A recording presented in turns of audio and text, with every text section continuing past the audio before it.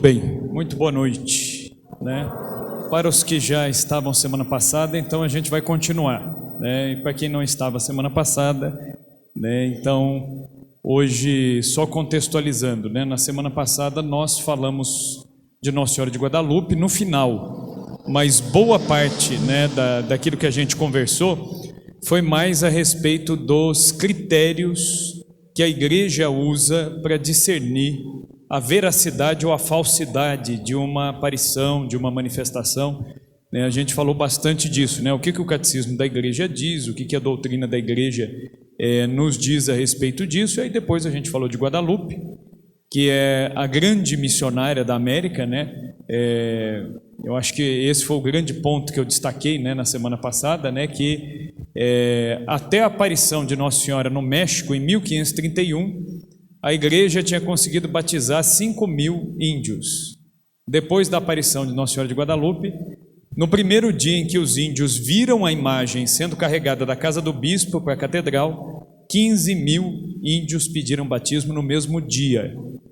O trabalho de vários anos, ele foi feito em um dia só, pelo simples fato de os índios verem a imagem de Nossa Senhora estampada no pano, né, na tilma do índio, porque Nossa Senhora de Guadalupe ela apareceu com as feições dos indígenas, né? Ela aparece morena, cabelo partido, e ela aparece vestida como uma princesa asteca, uma princesa daquele povo indígena, né? E é interessante, né? Nas aparições marianas, geralmente, Nossa Senhora sempre destaca, às vezes, alguma característica, né? E às vezes as aparições não têm nenhuma característica física, nada assim que é muito destacado, é mais a mensagem que se destaca. Então isso só contextualizando aí para quem perdeu semana passada. Em resumo, né, quais são os critérios aí que a igreja utiliza? Os critérios são os seguintes. Primeiro ponto, a mensagem de uma aparição ela tem de estar de acordo com a tradição da igreja. Segundo ponto, a mensagem de uma aparição tem que estar de acordo com a Sagrada Escritura. Terceiro ponto, a mensagem de uma aparição deve estar de acordo com o magistério, o ensino dos papas e dos bispos em comunhão com o Papa. Qualquer aparição que diga algo diferente disso, ela é falsa, ela não vem de Deus. É o que eu falei semana passada. O grande critério para a gente discernir a verdade é a igreja, e não aquilo que vem de fora, né? Lembrem lá da história de Santa Faustina, né, que eu contei, né? Santa Faustina, ela só acreditava nas aparições quando ela recebia confirmação do confessor, do padre que a confessava. Ela mesma, por ela mesma, ela sempre duvidava se aquilo realmente tinha sido real, se não poderia ser o demônio, né? O demônio pode aparecer como anjo, como santo, enfim, né? Isso também é possível. Então a igreja usa esses 3 critérios. E outros 2 critérios que são importantes, a igreja olha para a vida do vidente ou dos videntes. Quem vê Nossa Senhora, quem vê Jesus de verdade mesmo, né? É impossível a pessoa ficar igual. A pessoa vai se tornar melhor, mais santo, mais caridoso, mais aberto às coisas de Deus e mais humilde. Então, um verdadeiro vidente, ele não atrai a atenção para si. Aliás, o verdadeiro vidente, se ele puder, ele corre, né, daquilo que é popularidade, curiosidade, etc. e tal, né?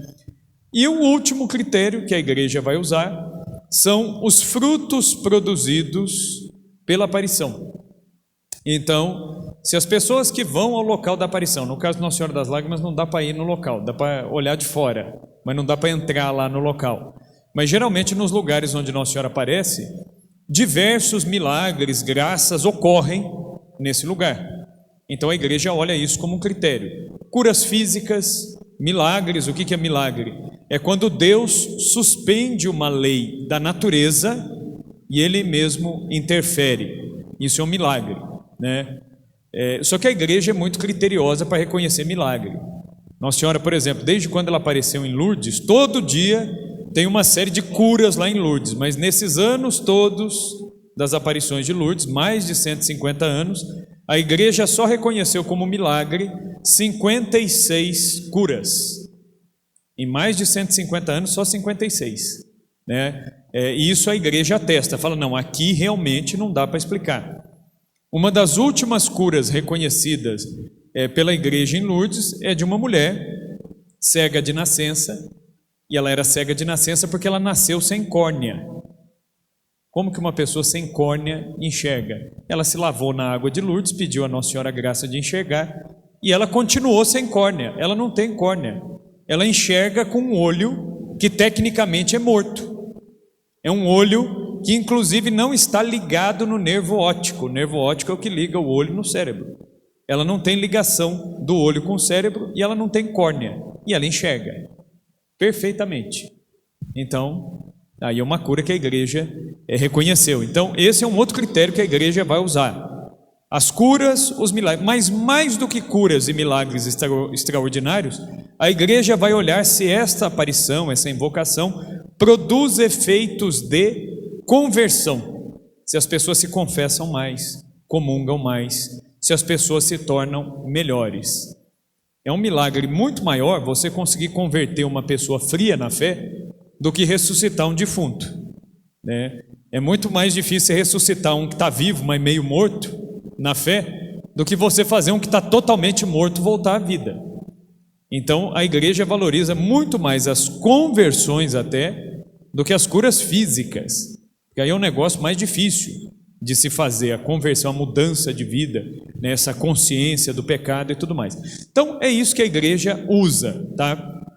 Uma aparição precisa ter esses 5 sinais? Não precisa ter os 5, mas tem que ter pelo menos 3. E não importa a ordem. A igreja, ela sempre olha, se tiver pelo menos 3, a igreja já pode reconhecer como algo sobrenatural. A igreja nunca vai dizer para nós, olha, Nossa Senhora realmente apareceu ou não apareceu. A única coisa que a igreja diz nessa história toda, nada é contrário à fé católica. Então, pode acreditar ou pode não acreditar. Então, por exemplo, um católico que diga assim, eu não acredito nas aparições de Fátima, não acredito nas aparições de Lourdes, não acredito na aparição de Campinas. Um católico assim vai para o inferno? Não. A igreja não obriga a acreditar. Ninguém é obrigado a acreditar em aparição. E um católico que não acredite numa aparição, ele não está em pecado. Não está em pecado. O que a gente tem que acreditar é no quê? Na tradição da igreja, no evangelho, no magistério da igreja. Se eu não concordar com isso, aí sim, aí eu mesmo estou me colocando em perigo de salvação. Mas uma aparição eu não sou obrigado a acreditar. Por quê? Porque a aparição, ela não acrescenta nada em termos de informação nova àquilo que já está lá no evangelho. O que Nossa Senhora faz nas aparições? Ela recorda aquilo que ela já falou. Lembra que eu falei semana passada? Toda aparição de Nossa Senhora, ela é um eco daquilo que Maria disse nas bodas de Caná para os serventes. O que Maria disse? Façam tudo o que ele vos disser. Toda aparição, se você pegar no fundo, em resumo, às vezes Nossa Senhora fala um monte de coisa. Você pega tudo que Nossa Senhora fala, no fundo, o que ela está mandando? A gente fazer tudo o que Jesus manda. Ela nunca diz, façam o que eu estou mandando.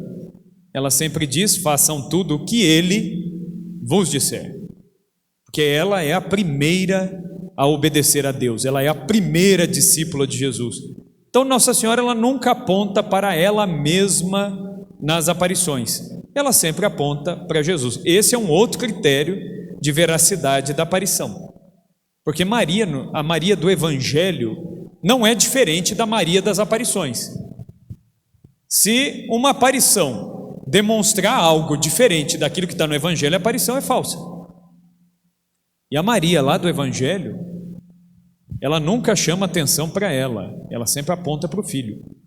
Sempre, né? É sempre para o Filho, né? Façam tudo o que Ele vos disser, né? É sempre para onde Nossa Senhora está apontando. Só que Nossa Senhora também não tem falsa humildade. Nossa Senhora lá no Magnífica, né, no início do Evangelho de Lucas, ela faz uma profecia. E esta profecia se cumpre na igreja. Qual que é a profecia de Nossa Senhora? De agora em diante, porque ela concebeu o Filho de Deus, todas as gerações hão de me chamar de bendita, ou hão de me felicitar como bendita. Todas as gerações me chamarão de bendita.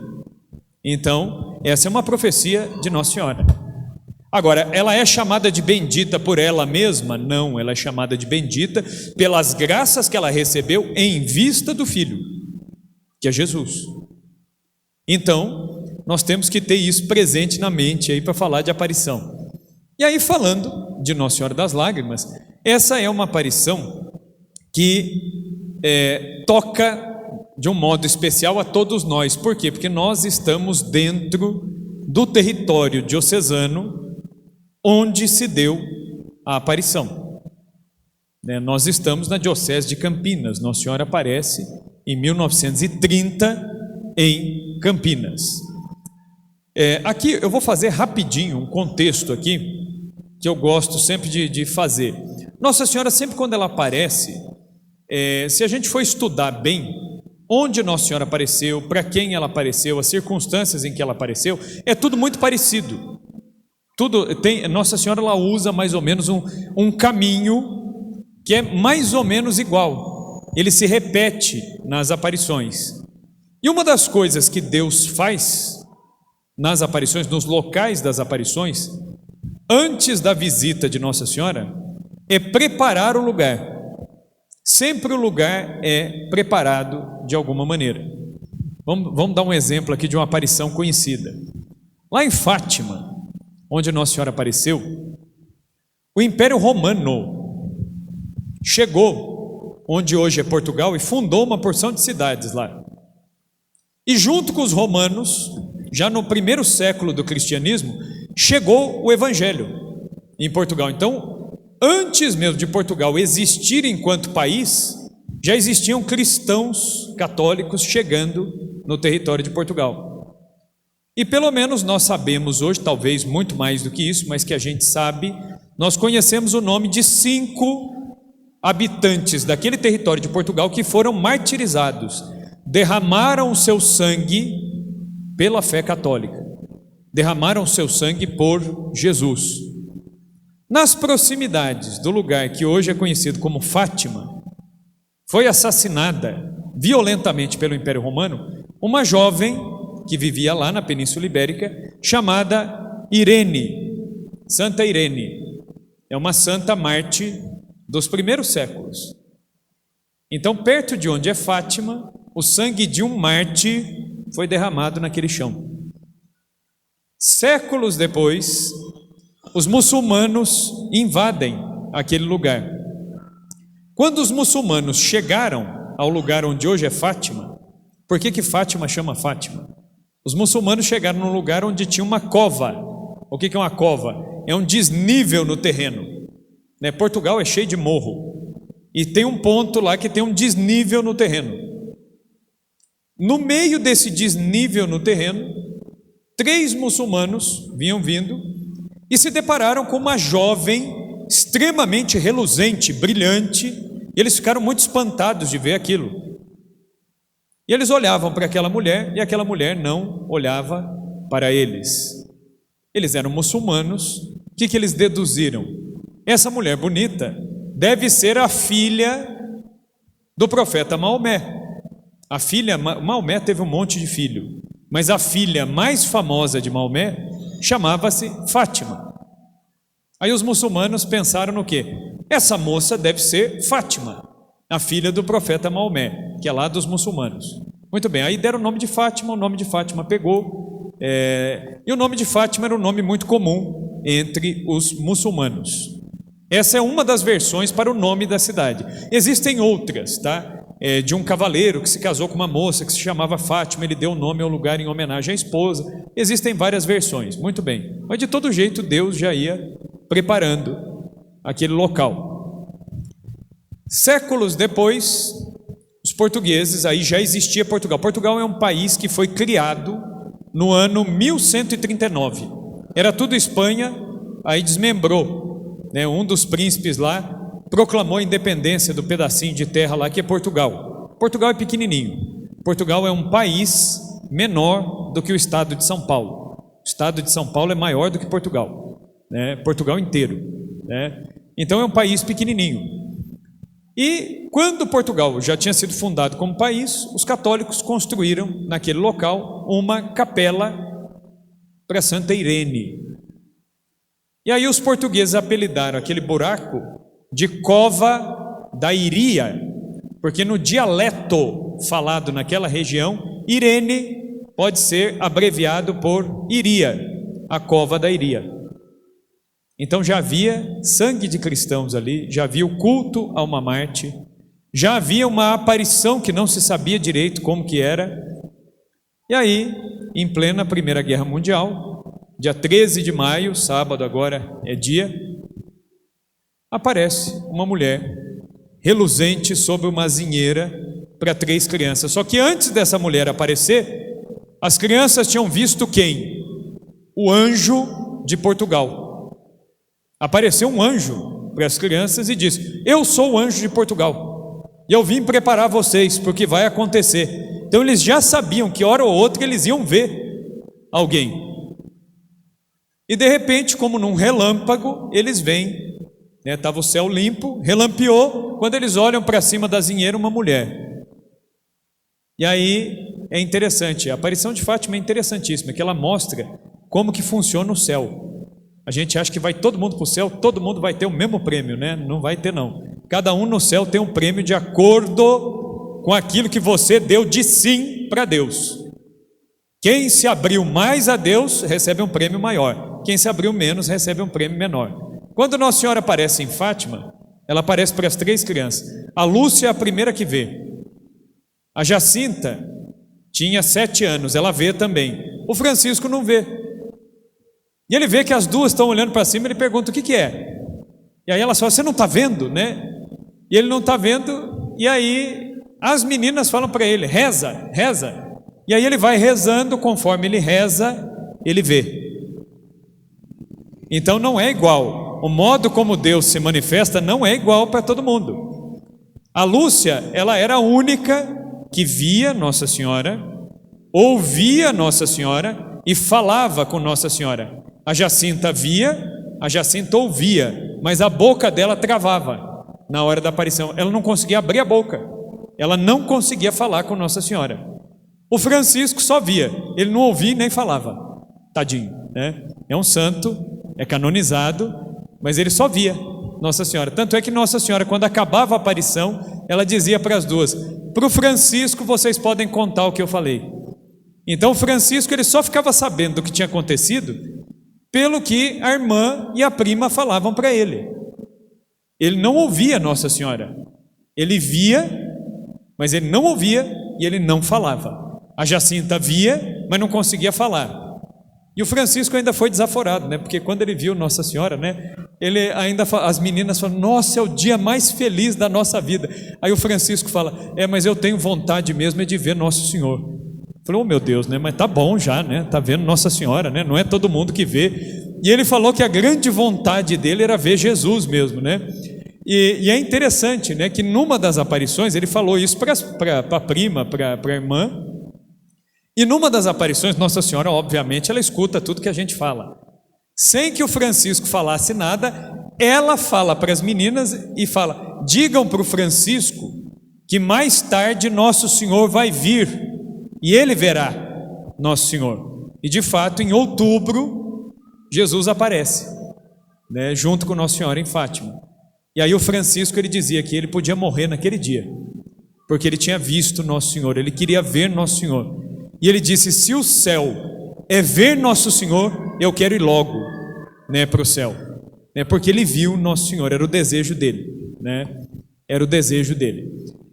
Então, por que eu usei essa comparação de Fátima? Para a gente ver que Deus preparou o lugar. E Campinas? Porque parece bonito a história dos outros, né? Agora, quando o negócio é perto da gente, a coisa parece que nunca é tão bonito como em outros lugares. Mas se a gente olhar para a história de Campinas, nós temos grandes santos perto de nós. Campinas é uma cidade que foi fundada, começou como várias cidades do Brasil, começou com uma missa. né? Quando vocês forem a Campinas ali, quando vocês passam na Avenida Anchieta ali, em frente ao Colégio Carlos Gomes de Campinas, tem aquele monumento comprido, né? Aquela mulher segurando aquele coração vazado, uma estátua feia pra caramba, né? Que é o símbolo de Campinas, né? Foi ali que a cidade de Campinas nasceu, ali. Aquele é o marco zero da cidade de Campinas. Esse local fica na esquina, a esquina desse local, a lateral desse local, é hoje a Avenida Benjamin Constant, onde Nossa Senhora apareceu. Na mesma rua onde Campinas nasceu, é onde Nossa Senhora vai aparecer, um pouquinho mais para cima, uma quadra para cima.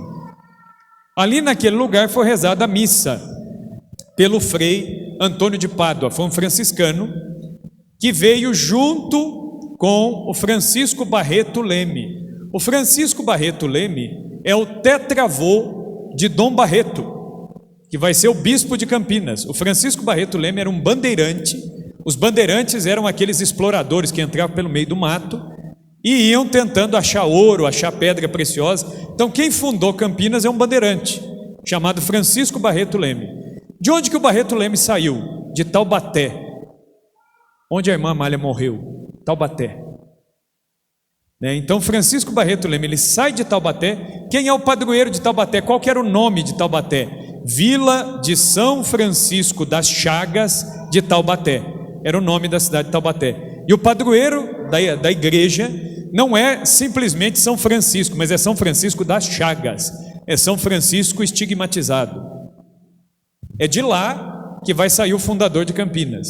Ele vem, se estabelece ali, é rezada a primeira missa. No altar da primeira missa estava uma imagem de Nossa Senhora do Rosário. Era uma imagem, essa imagem existe, né, no Museu de Arte Sacra de Campinas, que agora foi desmontado e mandado para a PUC. Essa imagem deve estar lá. É uma imagem de barro antiquíssima. O menino Jesus está até sem a cabeça, né? Tem só a Nossa Senhora está inteira, o menino Jesus ele está quebradinho, mas também tem quase 300 anos aí, né? Essa imagem estava no altar da primeira missa de Campinas. Campinas nasce ali. E qual é o nome que Campinas recebe? Vila de Nossa Senhora da Conceição do Mato Grosso das Campinas.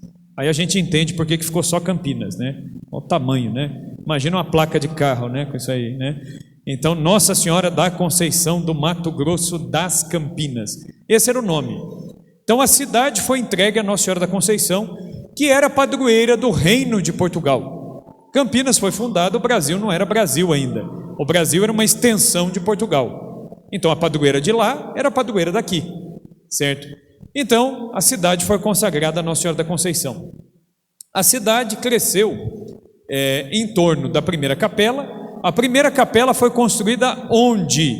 No alto da Avenida Benjamin Constant, onde hoje está o monumento do Carlos Gomes ali. Quem entra na praça ali, né? Tem um monumento que é onde o Carlos Gomes está enterrado ali. Ali naquele local ficava a primeira igreja de Campinas, a matriz velha de Campinas, que depois foi demolida. Ela ficava ali. Então, a igreja, ela estava com a porta de frente para Benjamin Constant, a mesma rua da Aparição, né? Então, Campinas foi desenvolvendo a sua vida religiosa. Aqui eu vou dar um salto, né? Campinas teve várias irmandades, né? Irmandade de São Francisco, a Ordem Terceira de São Francisco, a Ordem Terceira do Santíssimo Sacramento, a Ordem Terceira do Carmo. Então, Campinas teve padres muito bons, padres muito zelosos, que instruíram muito bem o povo de Campinas. Campinas era uma cidade cheia de igrejas, com uma vida religiosa muito intensa no século XIX. E no finzinho do século XIX, Campinas enfrentou uma verdadeira pandemia que dizimou a população de Campinas. Foi a epidemia de febre amarela, que acabou com a cidade, né? Havia até uma pretensão de Dom Pedro II. Dom Pedro II queria fazer de Campinas a capital do estado de São Paulo. Por quê? Campinas concentrava muita fazenda de café. O oeste paulista, né, esse pedaço todo onde a gente está, até Tietê, pegando de Campinas até Tietê, Cerquilho, aqui para frente, né, era onde nós tínhamos o ciclo do café bem forte no estado. Então o imperador, ele pensou em trazer a capital para cá. Ele falou, bom, vamos pegar a capital do estado, jogar em Campinas e tira de São Paulo. Quando o imperador pensou em fazer isso, veio a epidemia de febre amarela e destruiu a cidade de Campinas. 1/3 da população de Campinas morreu com a epidemia de febre amarela. Muita gente fugiu, muita gente abandonou casa, abandonou propriedade, abandonou tudo em Campinas, começaram a fugir daqui. Quem sobrou em Campinas para socorrer os doentes? Alguns padres, algumas freiras e vários leigos católicos, médicos. Doutor Ângelo Simões, doutor Costa Aguiar, é tudo nome de rua no centro de Campinas, são os médicos que acudiram na epidemia de febre amarela. Eles foram homenageados com nomes nas ruas do centro. Esses homens todos foram infectados e morreram cuidando dos doentes. Nessa época era pároco de Campinas, pároco da Matriz, no centro de Campinas, o padre Neri, padre João Batista Correia Neri. O padre Neri, ele começou a recolher os órfãos, as crianças que ficaram sem pai e sem mãe na epidemia de febre amarela. É por isso que o símbolo de Campinas, se vocês olharem, é uma fênix, é uma águia amarela. A fênix, né, na mitologia, lá nas histórias antigas, é a ave que não morre, ela renasce das cinzas, né? Por isso que é o símbolo de Campinas, é a cidade que quase desapareceu, mas ela renasceu. E por isso que a águia é amarela, por conta da febre amarela. Vocês olharam nos ônibus de Campinas, todos eles têm a águia amarela lá, né? A fênix amarela. É uma referência à história de Campinas. E aí então o padre Neri, ele começa a recolher esses órfãos, muitos deles bebês de colo. Há relatos de que o padre Neri, ele chegava nas casas para atender confissão, para dar extrema-unção para aqueles que estavam morrendo. Quando ele chegava, às vezes tinha morrido o pai, a mãe, e o bebê estava largado, chorando, esgoelando no berço. E aí o que ele fazia? Ele acudia primeiro a criança, para depois voltar para enterrar os defuntos. O padre Neri, ele passava quase que o dia todo fazendo a encomendação dos corpos, um por um, ou coletivamente, para poder enterrar em valas no cemitério da saudade. E ele mesmo, apesar de ser o padre, muitas vezes ele encomendava o defunto e ajudava a enterrar, porque já não tinha coveiros suficientes para dar conta de enterrar tanta gente que estava morrendo na epidemia. A mãe do padre Neri, ela chegou no cúmulo de cuidar ao mesmo tempo de 25 bebês. E aí ela chegou num ponto que ela era viúva, ela falou, meu filho, não dá mais, né? Eu sou idosa, eu sou velha, não tem como eu dar conta de 20 crianças. E aí ele começa a tentar uma solução. Foi quando uma fazendeira muito rica de Campinas, católica, uma mulher muito piedosa, muito firme, chamada Dona Maria Umbelina Couto. Essa mulher doa parte do patrimônio dela para constituir um orfanato e um colégio para meninos e para meninas. A pequena propriedade que essa mulher doou, olha o tamaninho da propriedade, pegava todo o bairro do Guanabara, em Campinas, e até o Taquaral. Ia de onde está hoje o Liceu Salesiano, lá em Campinas, até o Colégio São José, lá em cima. Aquilo tudo era uma propriedade única, ligada por um caminho. Tinha um caminho para a carroça passar de um lado para o outro. Um colégio era para as meninas, outro era para os meninos. É por isso que a rua que fica de frente com o liceu, na lateral, aliás, do liceu, se chama Rua Dona Maria Umbelina Couto. E é por isso que a rua que fica em frente ao liceu se chama Rua Cônego Neri. O Cônego Neri é o padre Neri, que era o padre, o pároco de Campinas na época. Então nós vemos em Campinas, principalmente na época do padre Neri, uma grande preocupação com duas coisas: a caridade, cuidar dos órfãos, cuidar dos doentes, cuidar dos pobres, e a instrução. O padre Neri dizia, muita gente não tem fé, não desenvolve a fé, vive de qualquer jeito porque não sabe da doutrina. Então o padre Neri, ele tinha uma preocupação de abrir escola, mas também de educar na fé, de catequizar, sobretudo os pequenos. O Padre Neri, com o tempo, ele será escolhido pelo Papa como bispo. Ele vai se tornar Dom Neri. Quando a gente olha em frente à Catedral de Campinas, existe lá a estátua de Dom Neri, que está de braços abertos, abraçando Campinas. E no pé da estátua de Dom Neri, o que está escrito? Instrução e caridade. Esse foi o lema da vida de Dom Neri. Instrução e caridade. Ele passou a vida dele tentando fazer essas duas coisas: instruir e ajudar aqueles que precisavam. Então Campinas foi sendo preparada. O Padre Neri, na Matriz Velha, ele constituiu um grupo de acólitos. Ele rezava a missa muito bem, era um padre muito piedoso e tinha uma homilia muito boa. Então as pessoas vinham da zona rural aos domingos para ouvir o sermão do Padre Neri, que pregava muito bem. O Padre Neri, ele era muito grandão, gordão, tinha uma voz potente, né? Ele era bem grandalhão, bem fortão assim. Eita, acho que passou ali. E aí ele era um homem bem grande, bem corpulento assim, tinha uma voz muito potente também, né? E muita gente vinha para ouvi-lo, para assistir a missa com ele, né, aos domingos. E para ajudá-lo, ele precisou compor um grupo de acólitos que soubessem ajudar as várias modalidades de missa, né? A missa antiga, a missa em latim, ela tem muito mais funções do que a missa que a gente reza hoje, né? Se a gente rezar bem a liturgia hoje em dia, já precisa de bastante auxiliar para o altar. Naquela época, então, havia mais auxiliares ainda. O que o Padre Neri fez? Ele constituiu um grupo de coroinhas, de acólitos. E nesse grupo de acólitos ele tinha um pelotão de elite. Ele tinha 5 desses acólitos que eram os melhores. E dentre estes que eram os melhores, o menino que mais se sobressaía era um menino chamado Francisco de Campos Barreto. É o Dom Barreto. Ele foi coroinha de Dom Neri. E esses 5 meninos, os 5 ficaram padres e os 5 ficaram bispos. Os 5 coroinhas de Dom Neri. E Dom Neri ordenou 5 como bispos. Como padre, não. Como padre, ele não ordenou todos como padre, mas como bispo, sim. Ele ordenou a todos como bispos, os 5 bispos. Eu não lembro o nome de todos. Eu lembro que é o Dom Barreto, o Dom Otávio Chagas de Miranda, o Dom Joaquim Mamed da Silva Leite. Eu lembro de 3, tem mais 2 que eu não lembro. Tudo campineiro.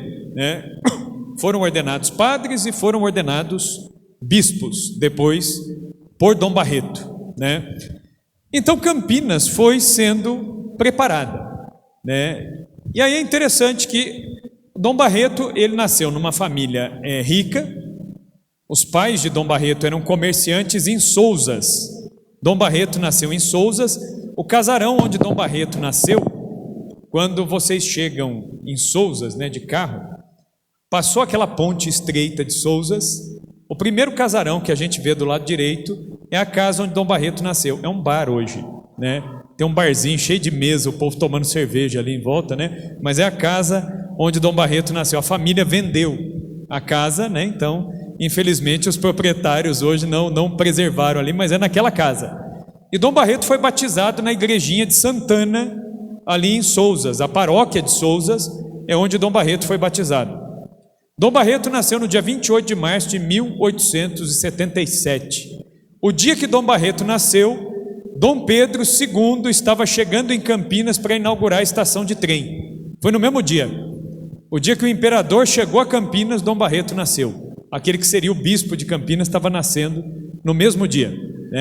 No dia que o imperador chegou a Campinas, tocou e cantou na missa do imperador o tio e a sobrinha que depois ficariam famosos. Quem era o tio? Antônio Carlos Gomes. Ele tocou órgão. E quem cantou foi a sobrinhinha dele, de 14 aninhos, chamada Maria Monteiro, que era uma cantora lírica.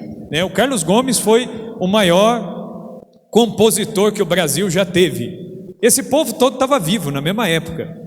Carlos Gomes e a Maria Monteiro cantando para o imperador chegando a Campinas e Dom Barreto nascendo lá em Sousas. Dom Barreto nasceu em berço católico, foi de família católica, ele tinha um monte de irmãos, né?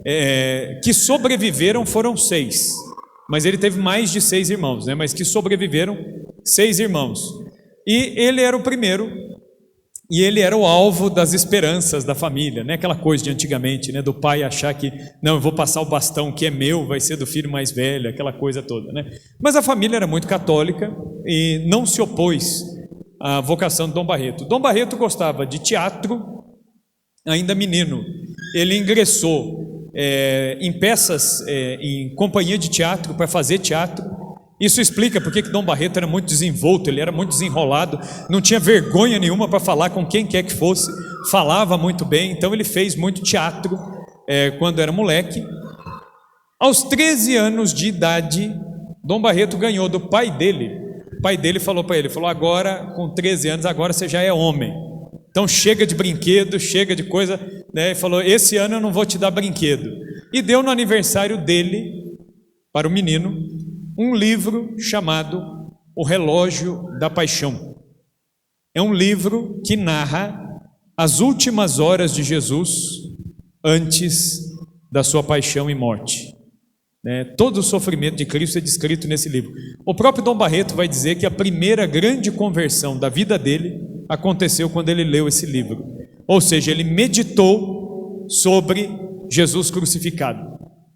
Então isso mudou a vida dele, e foi ali que ele pensou, ele falou, eu não posso ficar sem fazer nada diante desse Deus que me amou tanto. Ele resolve ser padre. E aí o problema era convencer o pai.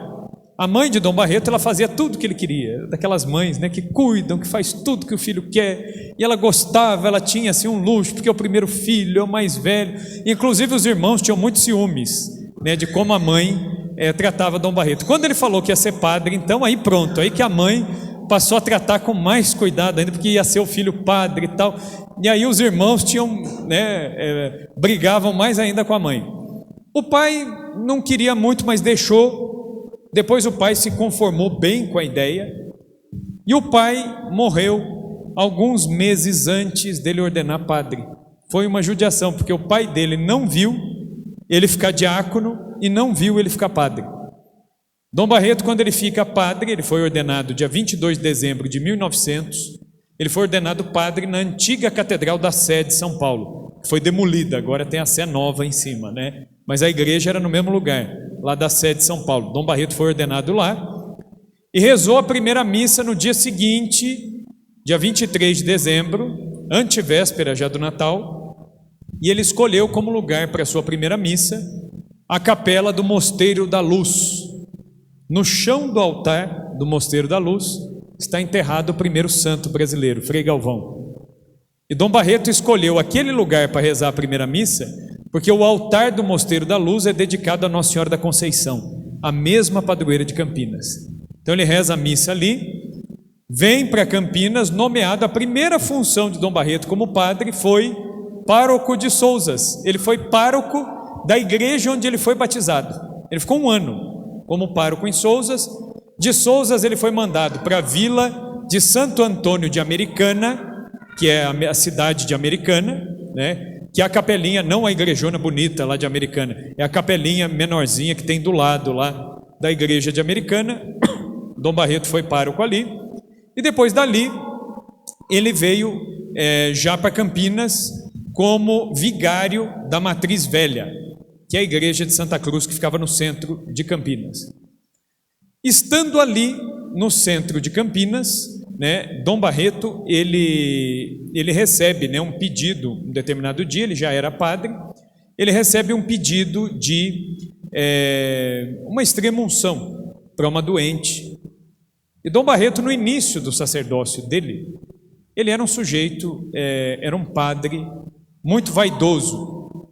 Padre naquela época não podia andar de roupa civil, padre era batina e acabou, não tem choro nem vela.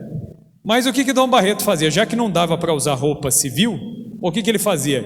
Ele tinha uma coleção de chapéus que ele gostava de usar, Ele tinha uma coleção de bengala, era chique andar de bengala naquela época, né? E ele gostava de cigarro importado, aquele cigarro chique, gostava de cigarreira, né? Dom Barreto, ele pitava com cigarreira, né? Ele colocava o cigarro lá na cigarreira e gostava daquilo. Gostava muito de perfume. E os irmãos dele ficavam tiririca da vida, porque a mãe dele escondia dinheiro para comprar cigarro, né? Para dar para ele. Filho padre, né? Então Dom Barreto era sacerdote, era um bom sacerdote, mas ainda um sacerdote muito vaidoso. E aí ele vai atender, vai dar unção para essa mulher. Essa mulher era uma imigrante francesa que tinha vindo para Campinas, morava ela e o filho. Essa mulher era viúva. Dom Barreto confessou essa mulher, deu a comunhão, deu a extrema unção. E essa mulher disse a ele: olha, eu não tenho como pagar o senhor por aquilo que o senhor me fez, mas eu queria que o senhor levasse um livro para o senhor ler. Eu tenho certeza que vai ser muito bom para o seu ministério, para a sua vida sacerdotal. E ela deu para ele a vida de um padre francês, que ainda não era canonizado, não era santo ainda, né? Era santo, mas não era declarado santo, né? E este padre francês chamava-se João Batista Maria Vianney, o santo cura d'Ars. Ela deu a vida do cura d'Ars, São João Vianney. Dom Barreto nem conhecia. E ele lia muito bem em francês, e leu a vida do cura d'Ars. E aí ele vai dizer que foi a segunda conversão da vida dele. Dali em diante, nada de chapéu, nada de perfume e nada de cigarro. Ele parou de fumar. Nunca mais ele fumou. Dali em diante, não usava os perfumes caros, não usava chapéu, não usava bengala, passou a usar uma batina surrada e a trabalhar o dia todo visitando as pessoas em todo canto em Campinas. Foi uma virada de chave na vida dele. E porque em quem Dom Barreto se inspira no cura d'Ars? O cura d'Ars, entre as várias coisas que ele fazia, o cura d'Ars tinha o costume de visitar as famílias na hora do almoço. O cura d'Ars, né, São João Vianney, ele chegava nas casas das pessoas sem avisar, na hora do almoço, porque é a hora que está todo mundo, aí não tinha como fugir dele.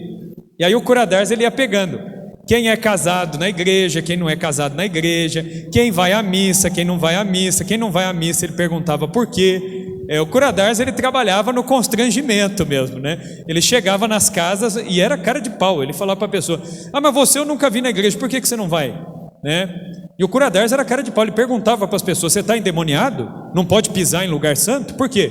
Por que você não vai? Aí a pessoa dava aquela desculpa e tal. Ele falava: então tá bom, então domingo você pode ir, o caminho você conhece. E o cura d'Ars ele tinha essa abordagem muito incisiva. E o Dom Barreto ele começou a pegar isso aí, de visitar as famílias, de ir até as famílias, de ir até as pessoas. E isso foi acendendo nele um zelo pela salvação das pessoas. Nessa época, nesse meio tempo, ele se tornou dirigido espiritual de um padre lá de Aparecida. Os redentoristas chegaram da Alemanha aqui no Brasil em 1894, então fazia pouquinho tempo que eles estavam no Brasil. Dom Barreto, que era muito devoto de Nossa Senhora Aparecida por conta da mãe dele, um dia foi a Aparecida e pediu para o superior da basílica lá: olha, vocês não têm um padre para ser o meu diretor espiritual? E aí falaram para Dom Barreto: tem um muito santo aqui, a gente vai indicar ele para dirigir o senhor. Era o padre Valentim von Riedel, era um padre alemão que foi o fundador do seminário de Aparecida. É o seminário onde eu estudei.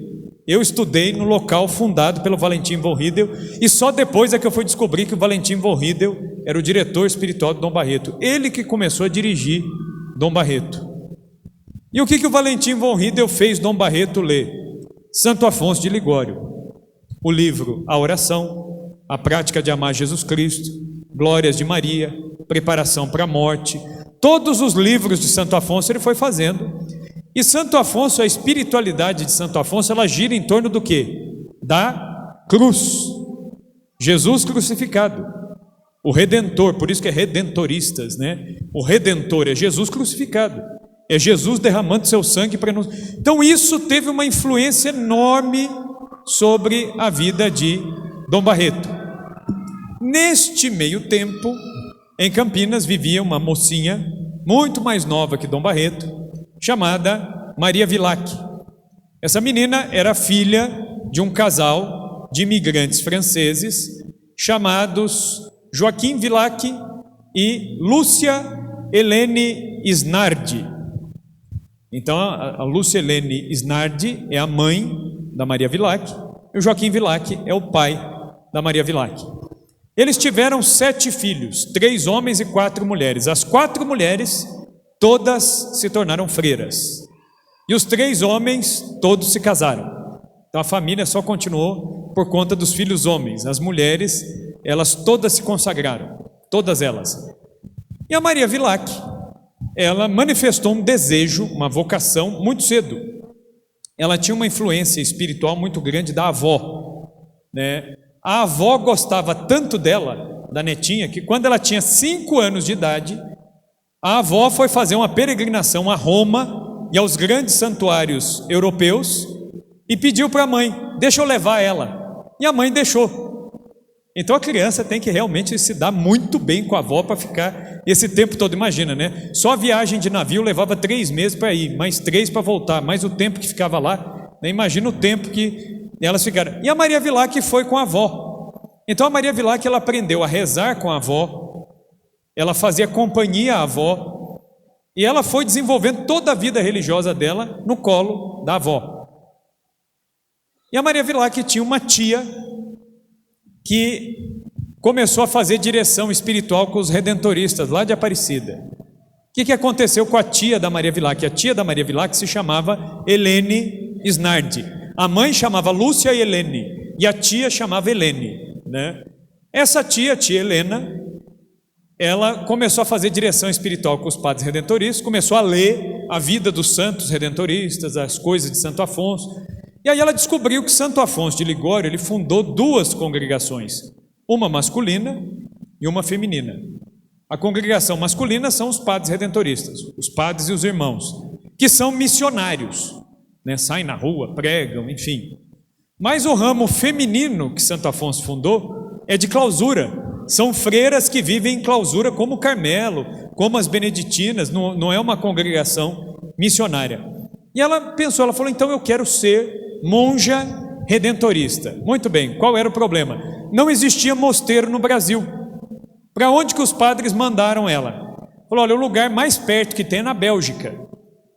Só que a Helene Isnardi, ela era filha de franceses. Então para ela não era problema nenhum ir para a Bélgica. Ela já estava acostumada, a questão da língua era a menor das barreiras. E ela vai para a Bélgica, a tia da Maria Villac, se torna monja lá. Muito bem. Aí, quando a Maria Villac atinge a adolescência, a idade de ir para o convento, ela escreve para a tia e disse: tia, eu também quero ser monja redentorista, eu quero ir para a Bélgica. E aí começou todo um trabalho de correspondência, né? O serviço vocacional naquela época era por carta, né? Eu não sou tão velho assim, mas quando eu fui para o seminário, a correspondência ainda era por carta, né? A gente se correspondia com o seminário, depois eles vinham, visitavam, depois a gente ia, ficava um tempo no seminário, aí eles aprovavam ou não a entrada da gente para o seminário, né? Me aprovaram, mas não fiquei mesmo assim, né? Da minha turma nós éramos em 65, na minha época, dos 65, né, da minha turma original, que ficaram padres redentoristas, um só, né? Depois tem outros 6 ou 7 que ficaram padres, mas diocesanos, e a grande maioria saiu, casou, né? Entre estes estou eu, né? Então, a Maria Villac, ela faz essa correspondência, ela acerta tudo para ir para o convento. Quando estava tudo certo para ela viajar para a Bélgica, estourou a Primeira Guerra Mundial, 1914.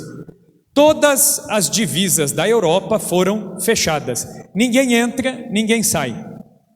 E aí a Maria Villac, nessa altura, ela já estava fazendo direção espiritual com um padre que vivia em Campinas. Era um padre salesiano chamado Padre Domingos Giovannini.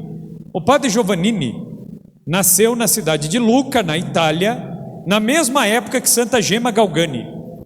Eu não sei, até hoje a gente não achou nada, né? Se eles chegaram a se encontrar, a se cruzar, talvez sim, né? Na mesma cidade, a cidade era tão pequenininha, provavelmente eles se cruzaram lá. Mas ele nasceu na cidade na época, mesma época de Santa Gema. né? O padre Giovannini, ele entrou para o colégio salesiano quando Dom Bosco estava vivo ainda. São João Bosco era vivo. Então o padre Giovannini, ele foi aluno dos salesianos com Dom Bosco vivo. Ele foi aluno no seminário daqueles beatos que conviveram com Dom Bosco, Beato Miguel Rua e os outros beatos, né? Então é este homem que veio para Campinas para cuidar do liceu, Colégio Salesiano de Campinas. Esse homem que conheceu esses santos todos, ele era o diretor espiritual dessa jovenzinha chamada Maria Vilac. E foi ele que consolou a Maria Vilac. Ele disse: olha, minha filha, você queria ir para o convento, mas estourou a guerra. É caminho de Deus. Talvez o seu convento seja aqui em Campinas. E o que ela entendeu na cabeça dela? Bom, se o meu convento é Campinas, então é para eu ficar solteira, morando na casa dos meus pais e dedicar minha vida à igreja. É isso que ela pensou. Ela falou: se o convento é Campinas, então vou fazer isso. Aí ela fez os 3 votos de castidade, pobreza e obediência, mas em particular. Ela não falou para ninguém. Ela fez os votos e ela falou: não vou casar. Ela falou só para o pai e para a mãe: olha, eu não quero me casar. Naquela época, quando começava a demorar muito, o pai e a mãe já começavam a arrumar, né? Alguém ali. Ela falou: olha, não quero me casar, quero ficar em casa. O pai concordou, a mãe concordou, e muito bem. E a vida estava seguindo. Nesse meio tempo, né, o padre Barreto ajudou o Dom Nery. Dom Nery ficou bispo, né, no começo do século. Ele foi escolhido pelo Papa São Pio X para ser bispo. Dom Nery foi bispo de Vitória, no Espírito Santo. Saiu de Campinas, foi para Vitória. De Vitória ele veio para Pouso Alegre, sul de Minas. Ele foi bispo de Pouso Alegre, o Dom Nery. Quando ele era bispo de Pouso Alegre, ele ordenou padre, nada mais, nada menos que o padre Donizete. O beato Donizete Tavares de Lima foi ordenado padre por Dom Nery. Então, olha a ligação que há entre essas pessoas, como que Deus prepara o caminho. E aí, em 1908, o Papa queria criar 8 dioceses no estado de São Paulo. Aí o Dom Barreto e o Dom Nery se conversaram para tentar candidatar Campinas, para que o Papa escolhesse Campinas para ser diocese. Quando o representante do Papa visitou Campinas, ele não gostou de Campinas, falou: aqui não dá não. Ele não gostou, ele não achou que o lugar era bom, não gostou da igreja, não gostou de nada. E aí ele fez uma proposta. Ele falou: olha, não é só querer. Para uma cidade virar diocese, naquela época, né, o Papa exigia uma série de coisas. Tinha que ter uma igreja ampla, tinha que ter um palácio para o bispo, tinha que ter um palácio para a cúria, tinha que ter um certo patrimônio depositado no banco, né? E aí isso envolvia muito dinheiro, muita doação. O que Dom Barreto fez? Dom Barreto era assim muito para frente, assim. Era daquelas pessoas que se vira assim. Ele falou: não, deixa para mim que eu vou resolver esse negócio. Dom Barreto, ele ia até os padres e o primeiro trabalho que ele fazia era de tirar dinheiro dos padres, né? Imagina, né? Quase um milagre, né? Você conseguir tirar dinheiro do padre. E Dom Barreto, ele fazia isso. Ele tirava dinheiro primeiro dos padres e depois ele conseguia dinheiro do povo. E ele ainda fazia os padres dizerem: quem aqui na paróquia é bom de bolso? E aí os padres falavam: nossa, mas que coisa desagradável, né? E Dom Barreto falava: não, desagradável nada, não é você que vai pedir, sou eu. Só me fala quem é que eu vou. E ele ia e pedia, mas numa cara de pau assim. E ele foi conseguindo compor o patrimônio da diocese. Quando o núncio apostólico, o representante do Papa, voltou a passar por aqui, Dom Barreto disse: nós já temos tudo para virar uma diocese. O núncio não acreditou. Ele falou: não, eu quero ver. E aí ele mostrou os prédios, o dinheiro, tudo que tinha. Aí o núncio falou: então eu vou dizer para o Papa para que escolha Campinas. E aí o Papa, de fato, quando ele escolheu as 8 cidades para virar diocese, em 1908, Campinas foi uma delas. Só que aí precisava nomear o bispo. Quem São Pio X nomeou como bispo? Dom Nery, que era campineiro. Ele foi nomeado como o primeiro bispo de Campinas. E aí Dom Nery volta a Campinas como bispo. Quando Dom Nery voltou, Dom Nery sabia que todo o trabalho para Campinas virar diocese tinha sido do padre Barreto, que tinha então 28 anos só, 28 anos de idade. O que Dom Nery fez? fez de Dom Barreto cônego. Dom Barreto era cônego com 28 anos de idade. Se a gente pega os cônegos, geralmente os cônegos são padres velhos já, né? Dom Barreto era cônego com 28 anos. No ano seguinte, o Papa São Pio X soube que quem fez todo o trabalho para Campinas virar diocese tinha sido o cônego Barreto. O que São Pio X fez? Deu ao cônego Barreto o título de Monsenhor Francisco de Campos Barreto. Ele foi elevado à categoria de Monsenhor, né? Isso com 29 anos de idade, né? Com 35 anos de idade, o Monsenhor Barreto foi eleito bispo. Em 1911, ele toma posse como o primeiro bispo de Pelotas, no Rio Grande do Sul. Dom Barreto vai para lá, ficou 10 anos como bispo lá em Pelotas. Em 1920, morreu Dom Nery. Quando morre Dom Nery morreu endividado até o pescoço. Ele tinha vendido até parte da mobília do bispado para alimentar os pobres. Dom Nery, antes de morrer, ele disse que ele morria pobre, mas ele morria feliz, porque os pobres na diocese dele não passavam fome, né? Então ele preferiu morrer pobre. E é interessante que o próprio Dom Barreto comentou, né, quando Dom Nery morreu, falou assim: nós temos que rezar muito para o próximo bispo, porque o próximo bispo vai pegar uma dívida imensa. Mal sabia ele que ele estava rezando por ele mesmo, né? Que o próximo bispo seria o próprio Dom Barreto. Passou um tempo que Dom Nery tinha morrido, Dom Barreto veio visitar a família em Campinas. Dom Barreto estava jantando na casa de uns amigos, quando chega alguém do correio e traz uma carta. Era um telegrama de Roma, diretamente da Santa Sé. Dom Barreto, quando ele leu o telegrama, ele empalideceu, ele ficou uns minutinhos quieto, e depois ele levantou e disse para todo mundo, falou: vocês todos que estão aqui, se ajoelhem. O pessoal estava jantando, eles falaram: não, mas nós estamos jantando aqui. Ele falou: pode ajoelhar todo mundo, em volta da mesa aí. E as pessoas, sem entenderem, todo mundo se ajoelhou em volta da mesa, e aí Dom Barreto disse: o bispo eleito de Campinas dará a sua primeira bênção aos seus diocesanos. Aí que o povo ficou sabendo que Dom Barreto tinha acabado de ser eleito o bispo de Campinas, o segundo bispo de Campinas. Ele deu a bênção e tomou posse como segundo bispo de Campinas. Todo mundo pensava que o Papa ia nomear o Dom Mamed, que o Dom Mamed, que foi ordenado por Dom Nery, ele era o bispo auxiliar de Campinas. E Dom Mamed não ficou bispo, quem veio foi Dom Barreto, né? E Dom Mamed foi mandado como auxiliar de São Paulo, né? E não ficou bispo de Campinas. E aí Dom Barreto assume a diocese. Assim que Dom Barreto assume a diocese, Dom Barreto se depara com um problema imenso. Perto da linha de trem, estavam crescendo duas coisas: os botecos, né, com muita gente bebendo, jogando, apostando dinheiro, perdendo às vezes todo o dinheiro que tinha ali com o jogo, e muita casa de prostituição. Porque o que acontece? Vinham muitos homens para trabalhar na estrada de ferro por um tempo, e depois eles iam embora de volta, cada um para a sua cidade. Então prostituição, jogo, bebida era um negócio que acabava atraindo essa almarada. E Dom Barreto acabou ficando muito preocupado com isso. E aí ele começa a pensar: nós temos que fazer alguma coisa para evangelizar esses homens. E Dom Barreto começa então a pensar numa estratégia. Aí Dom Barreto falou: bom, para converter o homem, nada melhor do que o homem também, né? E aí Dom Barreto resolve construir uma capela na Vila Industrial, a capela de São José, que vai dar origem à igreja de São José na Vila Industrial, lá em Campinas, hoje em dia. Aquela igreja foi erguida por Dom Barreto.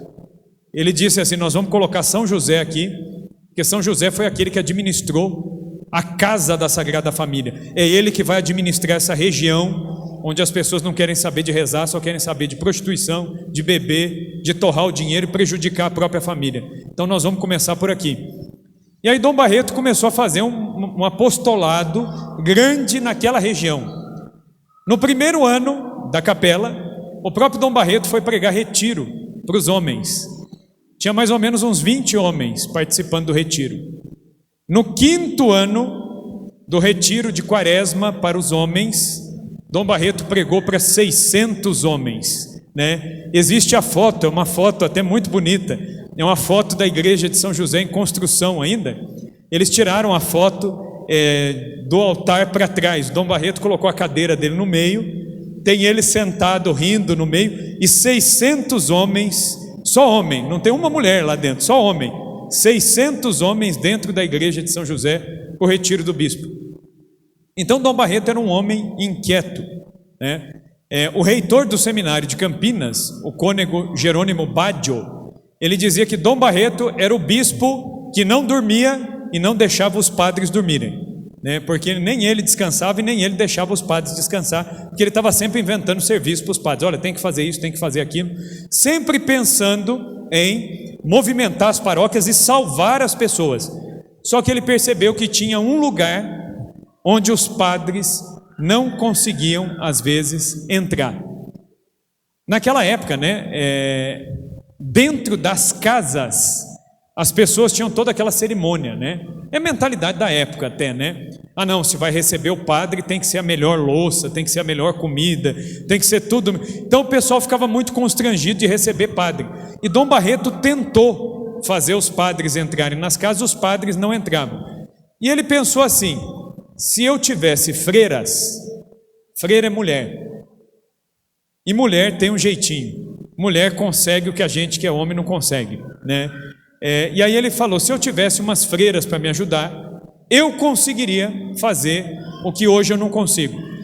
E aí, muito bem, ele vai, como bispo de Campinas, fazer uma visita em Roma e comenta com o Papa. E aí o Papa fala para ele: olha, peça aí nas casas que tem em Roma, né, para as superioras das congregações, para ver se não mandam umas freiras para você lá em Campinas. Dom Barreto bateu em várias casas, não recebeu ajuda de nenhuma. E ele começa a pensar: bom, e se eu fundasse um grupo de mulheres? Mas ele ficou pensando: mas como que eu vou fazer isso, né? Você precisa ter mulheres que tenham vocação para isso. Como que eu vou juntar isso aí? Aí ele fez aquilo que ele sempre fazia. Quando Dom Barreto tinha alguma questão insolúvel, que ele não sabia como resolver, ele tinha duas coisas que ele sempre fazia. Ele pedia a Nossa Senhora das Dores, que é a grande devoção dele, que cuidasse do problema para ele. E ele ia até o sacrário e colocava a sua cabeça sobre a tampa do sacrário, pedindo a Nosso Senhor que o iluminasse, né? Eu conheci uma freira em 2015, eu e o padre Rafael Capelato, né, que é da diocese aqui.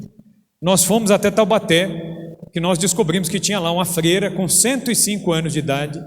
Ela tinha trabalhado no Palácio do Bispo, ela morou junto com Dom Barreto, ela viveu dentro do palácio, ela conheceu a Madre Vilar, que é a irmã Amália, ela conheceu todo mundo. Falei: vamos lá, né, para tentar. E a gente foi meio na dúvida: será que ela vai lembrar alguma coisa?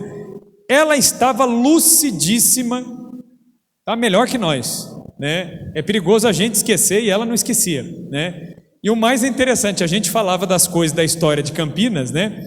A gente falando de coisa que a gente estudou, o padre e eu, e ela falando porque ela viu, né? Eu falei para ela: eu soube que Dom Barreto, né, e as irmãs ajudaram muito na Revolução de 32. Ela: é? Não, porque eu lembro, os soldados chegaram por não sei onde. Ela estava, né, na Revolução de 32, então ela narrava em primeira pessoa. Eu lembro que aí em um determinado momento lá da conversa, ela falou assim para mim: é porque tem tal prédio, não sei o que. Eu falei: na Orozimbo Maia. Aí ela não escutou direito, ela falou: quem? Doutor Orozimbo Maia? Eu falei: não, na avenida. Ela: tá, achei que você tinha falado do doutor. O doutor era muito amigo nosso, uma pessoa boníssima. Eu falei: a senhora conheceu o Orozimbo Maia? Ela falou: conheci muito, ele frequentava muito o convento e não sei o que. Eu falei: meu Deus, né? Para ela ter conhecido o Orozimbo Maia, né, tá longe no tempo, né? E ela lembrava assim com uma perfeição imensa assim os dados. E ela nos contou isso. Todas as decisões mais graves que Dom Barreto tinha que tomar, ele encostava a cabeça no sacrário e ele dizia para Jesus: que os teus pensamentos sejam os meus pensamentos, que a tua vontade seja a minha vontade. Não permita ao Senhor que eu seja injusto com ninguém. Olha a preocupação dele de não ser injusto, de não tomar uma decisão errada, de fazer aquilo que Jesus queria que fosse feito, né? E Dom Barreto então ele ficou pensando nisso: eu preciso de uma congregação de freiras, mas como que eu vou conseguir isso? Aí nessa altura, a Maria Vilac, que já estava conformada que não tinha convento para ela, o que ela começou a fazer? Ela reuniu um grupo de amigas que toda sexta-feira rezava via sacra, meditavam sobre a paixão de Cristo e depois saíam para dar catequese na periferia de Campinas. O que Dom Barreto queria? Instruir, dar catequese, entrar nas... Era justamente o que ele queria. Aí o padre Giovannini, diretor espiritual da Maria Vilac, diz para ela, né? Tá cansada, né? Quis vir junto comigo aí, ó, né? Aguenta. Não, é que ela fica mesmo, é para não dormir, ela fica em pé, né? Quer nada, né? Quis vir junto, eu falei, ó, você vai de companheira aí, passou longe da hora dela dormir, né? Mas enfim, o irmão dela está dormindo desde as 8 da noite, ela quis ficar acordada. Então, a Maria Vilac, né, ela recebe do confessor uma ordem. O padre Giovannini diz para ela: você vá até o bispo, conte para ele o que você está fazendo e peça a bênção dele. Muito bem, quando ela chega no bispo, o bispo, Dom Barreto, ele falou: opa, é o que eu precisava. Estava rezando, pedindo a Nossa Senhora para me mandar umas moças para fundar um instituto e agora aparece essa moça.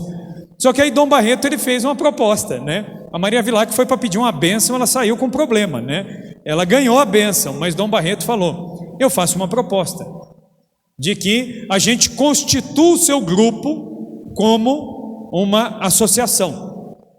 Esse foi o primeiro passo. Ela já ficou com medo. Dom Barreto ele foi devagar. Aí virou uma associação. Quando virou associação, Dom Barreto falou: mas a senhora um dia vai morrer, eu vou morrer, aí a associação acaba. Aí sabe o que a gente precisa fazer para ter segurança? Virar uma congregação. Aí ela ficou assustada, né? E ele falou para ela: a senhora tem 15 dias para me responder. E aí ela foi. O padre Giovannini tinha sido transferido de Campinas, ele estava lá em São Paulo, né? E aí ela foi até São Paulo para falar com o padre Giovannini. Ele falou: você volta lá e diga que sim, é vontade de Deus, você queria ir para o convento vai ser aqui, você diga que sim. E aí, muito bem, ela chega para falar com o Dom Barreto, e o Dom Barreto pergunta para ela. Dom Barreto chamava a Maria Vilac de Dona Maria, ela era mocinha, e ele chamava ela como se ela fosse uma velha, né? Então ele gostava de fazer essas piadas assim, né? O Dom Barreto tinha dessas coisas, né? Então ele fala: e aí, Dona Maria, em que ficamos? Ela falou: a resposta é sim. Ele falou: então muito bem, então dia 25 de dezembro eu vou dar a bênção nas primeiras aspirantes para se tornar as primeiras freiras do Instituto das Missionárias de Jesus Crucificado. Esse foi o nome que Dom Barreto escolheu. Nesse meio tempo, Dom Barreto tinha conhecido uma menina espanhola que tinha se mudado para Campinas. A família tinha vindo antes, ela veio depois. Era uma menina chamada Amália Aguirre. Dom Barreto confessou essa menina. Na confissão e nas conversas, Dom Barreto notou: esta menina tem dons sobrenaturais. E de fato, a irmã Amália, ela já falava com Jesus, com Maria, desde a primeira Eucaristia.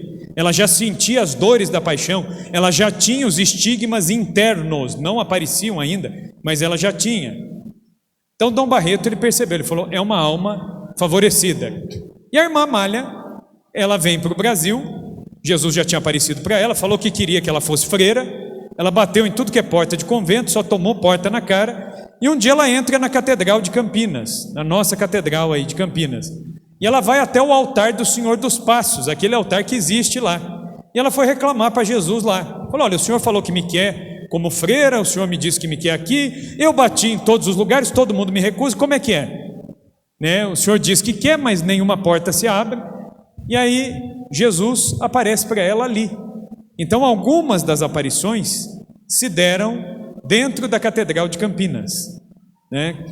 Então Jesus fala com ela ali. Ele diz: não, eu ainda quero você, mas eu quero você num instituto religioso que ainda não foi fundado. Ele vai ser fundado ainda. E as religiosas vão usar no hábito as cores da minha mãe, o véu branco e o hábito azul. Aí a irmã Amália ficou sabendo. Fofoca de paróquia é coisa antiga, né? Isso aí existe desde sempre, né? Algum passarinho contou para a irmã Amália que o bispo ia fundar uma congregação. Era um negócio que não era público ainda, mas ela ficou sabendo e foi até o Dom Barreto, e ela disse: eu queria entrar na congregação do senhor. Aí o Dom Barreto, como bom bispo, né? Bispo é bom em fazer isso. Dom Barreto, ele falou: olha, eu aceito, mas só se a Maria Vilac aceitar. Ele já jogou a batata quente para a mão da Maria Vilac, né? Ele falou: você conversa lá com ela. A irmã Amália foi, conversou com a Maria Vilac gostou dela, falou: não, é uma moça muito boa. E falou para Dom Barreto: não, ela é uma boa candidata. Dom Barreto falou: não, se a senhora aceitar, eu aceito. Ela disse: não, eu aceito, então eu aceito também. E aí a irmã Amália foi o 8º elemento. Já existiam 7 moças, a irmã Amália foi a 8ª, é aquela que chegou depois. Dia 25 de dezembro elas recebem a bênção. Dia 11 de maio de 1928, amanhã, faz aniversário. No altar da catedral foi rezada a missa. Dia 11 de maio, antigamente, era o dia de Nossa Senhora Aparecida. Nossa Senhora Aparecida, ela só passou a ser celebrada no 12 de outubro, bem depois. O dia de Nossa Senhora Aparecida antes era 8 de dezembro, depois passou 7 de setembro, que era a independência do Brasil, né, padroeiro do Brasil. Depois passou para 11 de maio e depois que foi dia 12 de outubro. Mas naquela época era a festa de Nossa Senhora Aparecida. Então Dom Barreto falou: uma congregação brasileira tem que nascer no dia da padroeira do Brasil. Então ele escolheu dia 11 de maio. Dia 11 de maio foi a tomada de hábito. As irmãs receberam o hábito de véu branco e hábito azul, como Jesus tinha dito para a irmã Amália. E naquele dia as religiosas professaram os votos temporários, né, e fizeram a tomada, a mudança do nome, né? Na verdade elas não alteravam o nome, elas só acrescentavam algum mistério da vida de Cristo ou de Nossa Senhora ao nome. E a irmã Amália escolheu Jesus flagelado. Então ela recebeu o nome de Amália de Jesus flagelado. Nascia assim o Instituto das Missionárias de Jesus Crucificado. Muito bem. No ano seguinte, as manifestações místicas da irmã Amália começam a se tornar públicas. Um belo dia, Dom Barreto estava celebrando missa na capela do Instituto. Estava lá as freiras, o bispo, um monte de leigo. Eu acho que Jesus já permitiu que tivesse um monte de leigo, porque para você controlar padre religioso, basta o superior dar uma ordem, fica todo mundo quietinho. Leigo não tem como segurar a língua, né? Então a notícia espalhou. O que aconteceu? Durante a missa, a irmã Amália teve o fenômeno da estigmatização exterior. Ela tinha os estigmas internos, mas naquele dia as feridas da paixão de Cristo se abriram nas mãos, nos pés, nos joelhos, na cabeça e do lado de fora da coxa direita. E ela ensanguentou, empapuçou o hábito de sangue durante a missa. As pessoas viram. No dia seguinte, uma multidão de jornalistas na porta do convento querendo ver a freira estigmatizada de Campinas. Jornalistas montaram campana em frente à casa das irmãs, ficaram querendo fotografar, fizeram um retrato falado da irmã Amália, colocaram no jornal, e aí começou toda uma especulação. A história passou, Dom Barreto tentou acalmar a coisa, e aí um outro dia na capela do Instituto, numa cerimônia interna que também tinha leigos juntos. Os leigos, eles são a providência de Deus nessas horas, hein? Né? Graças aos leigos é que a história foi indo longe, né? A irmã Amália, ela foi se inclinar para beijar uma imagem de Cristo crucificado. Na hora que ela se abaixou, abriram-se as feridas da testa e o sangue caiu em cima do peito de Jesus crucificado.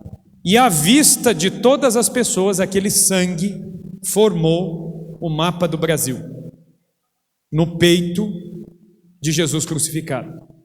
Todo mundo viu aquilo. E aí de novo acende-se um problema danado, né? E aí Dom Barreto ia aos jornais e tentando proteger a irmã Amália, tentando dizer que, olha, na igreja já existiram outros estigmatizados, esse fenômeno não é uma coisa absurda, isso na igreja pode acontecer, etc e tal. E as pessoas querendo ver a irmã Amália, querendo beijar as chagas da irmã Amália, e aí vira toda uma situação. Nisso, os espíritas começam a se aproveitar da história. E os espíritas começaram a dizer o seguinte: vocês estão vendo essa freira que tem em Campinas? Ela é uma médium, ela está incorporando Francisco de Assis, né, que é um espírito evoluído e não sei o quê. E os espíritas começaram a querer se aproveitar disso aí. Aí entra Dom Barreto na imprensa, nos jornais, defendendo a irmã Amália. Virou um balaio de gato. No mês de julho de 1929, as coisas se acalmaram. Quando tudo parecia que estava calmo, passou o mês de julho, o mês de agosto, o mês de setembro, o mês de outubro, mas no mês de novembro daquele ano de 1929, no dia 8 de novembro, o irmão mais velho da Madre Vilac, o Pedro, sai do hospital desnorteado e bate à porta do convento para falar com a irmã dele, a Madre Vilac. E diz para a Madre Vilac: a minha esposa está desenganada pelos médicos, ela tem um tumor na cabeça. Ela tinha 4 filhos, uma escadinha, e estava grávida do 5º. E ele disse que os médicos disseram que já não havia esperança, na medicina. Pela experiência dos médicos, seria questão de tempo para que ela morresse. E aí a Madre Vilac exclama, né? O que vai ser dessas crianças? A irmã Amália, elas eram em poucas, né? Então a irmã Amália estava por ali. A Madre Vilac já sabia das graças que a irmã Amália recebia.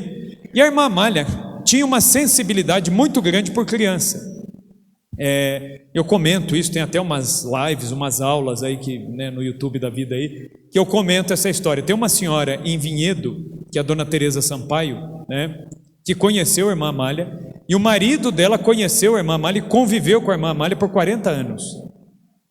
E a dona Teresa, ela está bem lúcida, bem esperta, ela lembra bem das coisas. Ela me contou isso, ela disse: a irmã Amália, ela tinha uma comoção quando ela via qualquer problema com criança. Se ela estivesse numa igreja assistindo missa, podia ser do outro lado, se tivesse uma criança chorando, ela saía de onde ela estava, ela ia lá na mãe, falava: mãezinha, dá o neném aqui um pouquinho. Ela ia lá pegar o neném para acalmar o neném. Então tudo que era relacionado à criança, ela tinha uma sensibilidade. Tanto é que a irmã Amália fundou em Taubaté, existe até hoje, né, uma creche e um lactário, né, que ela criou lá em Taubaté. E aí a Madre Vilac diz para a irmã Amália, né, olha essa situação, né? Olha aí, né, essa intenção. O que a gente pode fazer por isso?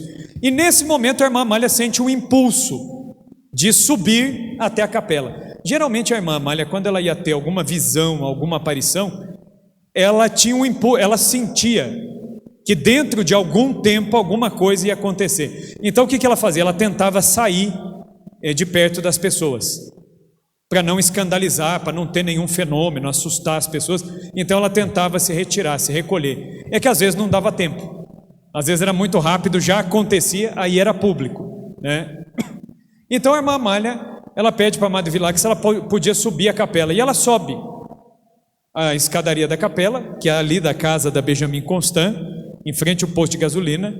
Não batam lá, que não pode entrar. As freiras estão muito bravas. Nesses dias eu falei com uma das freiras, a irmã, ela falou para mim: não, todo dia tem gente batendo, quem vê pensa que Nossa Senhora está morando aqui, porque o pessoal quer entrar de todo jeito, né? Eu falei: mas, né, é o lugar onde Nossa Senhora apareceu, né? Então é natural que as pessoas queiram entrar, né?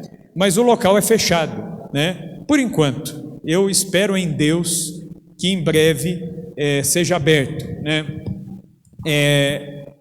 Enfim. E aí a irmã Amália, ela sobe a escadaria, se ajoelha no pé do altar e fala para Jesus no sacrário: Jesus, se tiver alguma coisa que eu possa fazer pela esposa do Pedro, eu estou disposta a trocar a minha vida pela vida dela.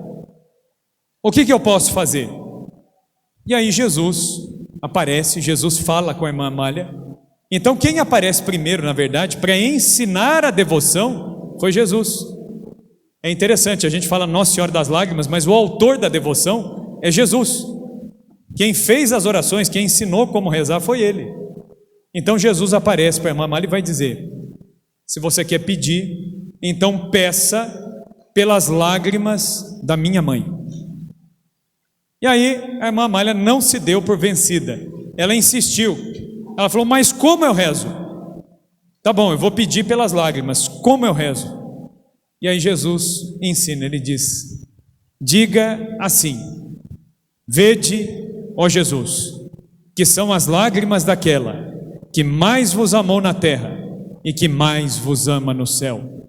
E depois você diga: meu Jesus, ouvi os nossos rogos pelas lágrimas de vossa Mãe Santíssima. E aí Jesus, ele fala para a irmã Amália: eu estou muito feliz em poder honrar a minha mãe através desta devoção, que é um tesouro de graças para vocês. Estas orações são um imã de misericórdia, ou seja, elas atraem a misericórdia de Deus. E Jesus vai dizer: tudo que vocês pedirem a mim pelas lágrimas da minha mãe, eu sou obrigado amorosamente a dar. Jesus, ele disse: eu não tenho como ficar indiferente às lágrimas daquela que mais me amou na terra e que mais me ama no céu. Então, eu vou conceder grandes graças. E aí Jesus fala para a irmã Amália: mais tarde, minha mãe virá para entregar este tesouro ao instituto, depois para os outros, mas primeiro para o instituto. Muito bem. A irmã Amália não sabia rezar a coroa das lágrimas, não sabia nada disso, ela sabia as duas orações. O que ela fez? Ela contou para Amado Vilac, Amado Vilac contou para as outras freiras, contaram para Dom Barreto. O que elas começaram a fazer?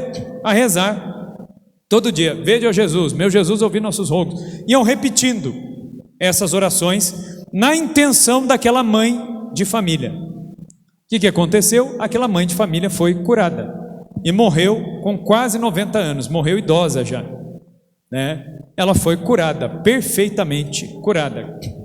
No dia 8 de março de 1930, né, estava lá a irmã Amália de novo ajoelhada na capela e estava de olho bem aberto.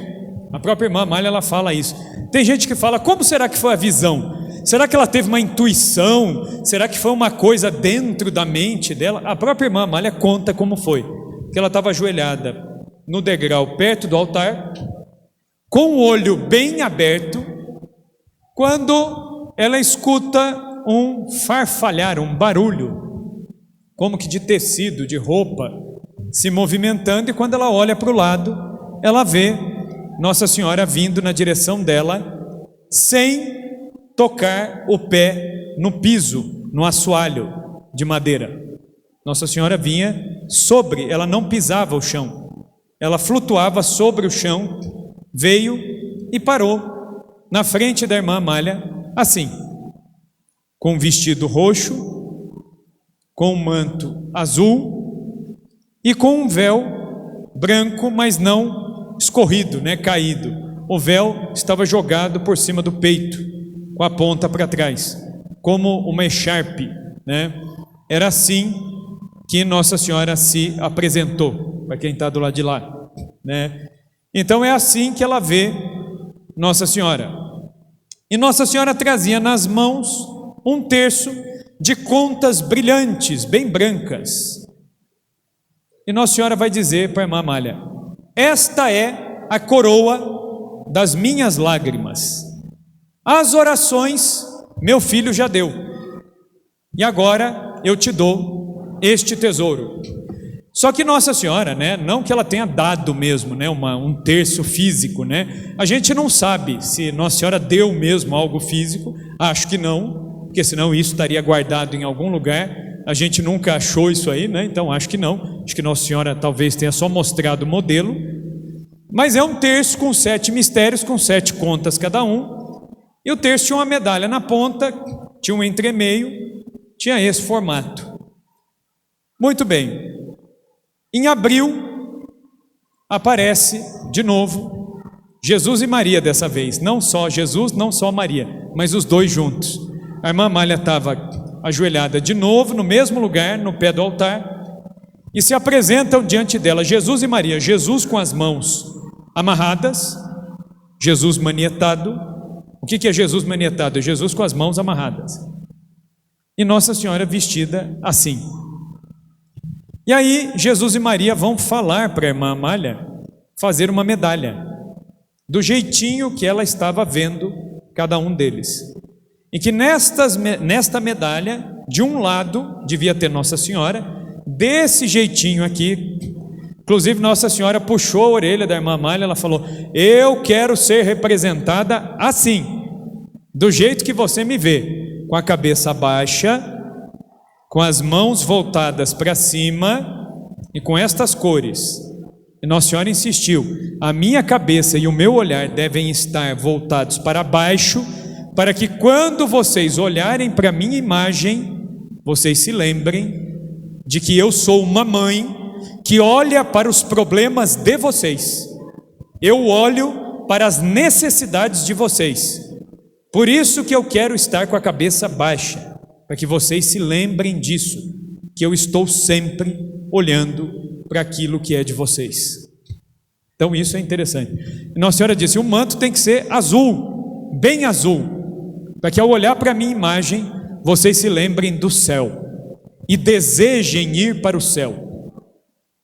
E a túnica roxa, Nossa Senhora também vai explicar. Por que ela está vestida de roxo?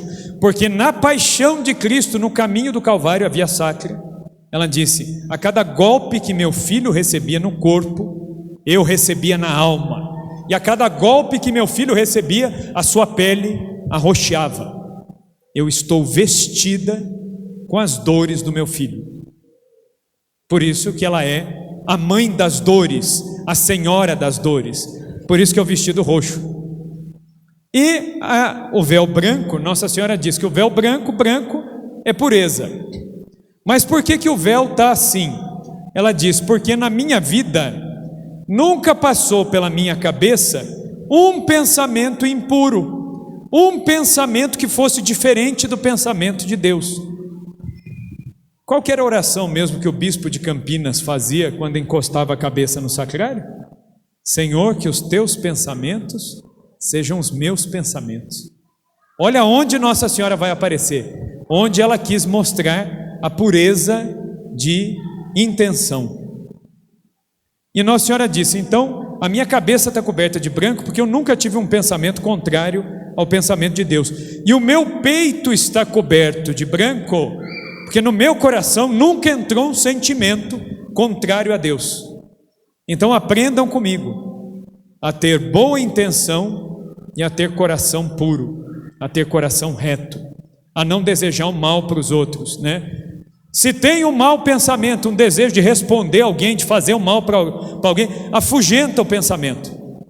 Nossa Senhora depois ela vai ensinando a irmã Amália como fazer isso. Mas essas 3 aparições, Nossa Senhora vai dizer o que ela quer: a coroa das lágrimas e a medalha. Em volta da imagem de Nossa Senhora deveria estar uma invocação que ela vai ensinar. É essa invocação aqui, ó: ó Virgem dolorosíssima, as vossas lágrimas derrubaram o império infernal. E em volta de Jesus, é que às vezes Jesus pede umas coisas difíceis, os bispos têm que dar uma adaptada, né? Jesus, ele pediu uma jaculatória para ele. Qual era a jaculatória de Jesus? Por vossa mansidão divina. O original não é essa que a gente reza, era mais comprida. Por vossa mansidão divina, ó Jesus manietado, salvai a pátria brasileira do erro de que se acha ameaçada. É uma jaculatória falando do Brasil, só que não cabia na medalha. Aí Dom Barreto deu uma simplificada, falou: vamos colocar o mundo que o ameaça, né? O erro que ameaça o mundo, não só o Brasil, mas o mundo, que a frase fica menor e abrange todo mundo. Então Dom Barreto que adaptou para poder caber na medalha. Aí por isso a gente passou a rezar: por vossa mansidão divina, ó Jesus manietado, salvai o mundo do erro que o ameaça. ou do erro de que se acha ameaçado, certo? Essas são as jaculatórias. Nossa Senhora, ela faz 3 promessas em relação à coroa. A coroa das lágrimas, ela terá uma eficácia na conversão dos espíritas. A coroa das lágrimas, ela terá uma eficácia para derrotar o demônio. Ela terá um poder exorcista. Ela poderá tanto libertar os possessos, quanto libertar aquelas pessoas que estão sofrendo obsessão, tentações muito fortes, perturbações demoníacas. A coroa das lágrimas vai ter eficácia em relação a isso, é promessa dela. E a terceira promessa, essa é mais obscura. Nossa Senhora disse que a oração da coroa das lágrimas traria a conversão de membros de uma seita perniciosa que se infiltraria na Igreja Católica. Ela não diz o nome da seita, ela fala desse nome. Dá para a gente dar várias sugestões aqui, né? Do que é, né? No tempo em que a gente vive não é muito difícil de imaginar, né? Então Nossa Senhora promete isso. E Nossa Senhora, ela faz uma série de promessas para quem rezar a coroa e para quem difundir a coroa ou para quem rezar as jaculatórias. Nossa Senhora disse assim, que se ela escutasse nas casas, nas escolas, nas empresas, ao menos uma jaculatória dessas, ela preservaria aquela casa, aquela empresa, aquele lugar do mal. Aí depois Nossa Senhora, ela vai aumentando a promessa. Ela diz assim, se a cada 15 dias as famílias se reunirem, aliás, ela fala a cada mês, se uma vez por mês as famílias se reunirem para rezar a minha coroa, eu prometo que os membros daquela casa não morrerão sem a conversão. Uma vez por mês. Depois Nossa Senhora vai dizer, naquelas famílias onde a coroa for rezada, a cada 15 dias, eu prometo não só a conversão dos membros daquela família, mas eu prometo que também cuidarei dos negócios, do emprego, dos relacionamentos, do casamento, daquelas pessoas que estiverem ali. Mas Nossa Senhora disse, mas aqueles que rezarem todos os dias, e principalmente aqueles que ensinarem os outros a rezar, especialmente as crianças, a estes eu prometo que na hora final da morte virei eu mesma para consolá-los na hora do desenlace final, e eu mesmo os levarei diante de meu filho para que sejam julgados. O que a gente reza na Salve Rainha, né? Eia, pois, advogada nossa. O que o advogado faz? O advogado nos defende. E Nossa Senhora, ela promete uma eficácia. Ela diz que não só nos assistirá na hora da morte, mas ela mesma nos levará ao seu Filho Jesus, né? Vou dizer para vocês, é negócio, viu? Porque imagina, você chegar lá no céu sozinho, você chegar com a mãe do dono, né? Muda tudo, né? Então, rezemos e ensinemos outros a rezar também, né? A coroa das lágrimas. Falei demais, não vai dar tempo de rezar a coroa das lágrimas, né?